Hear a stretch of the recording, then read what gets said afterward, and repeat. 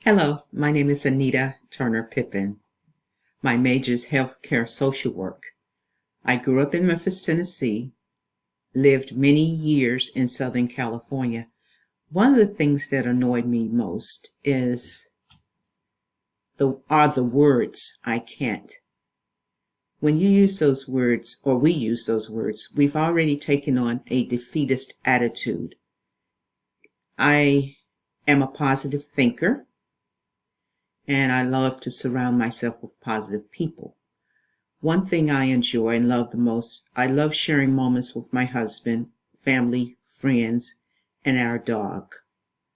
One of my goals for this semester, and lifelong goal, as long as I'm here on this earth, procrastination.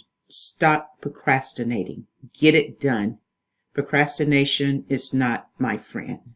So, anyways, I hope to be successful in this course. I know I will, and I know you guys will as well. Have a great semester, and nice meeting you guys. Bye.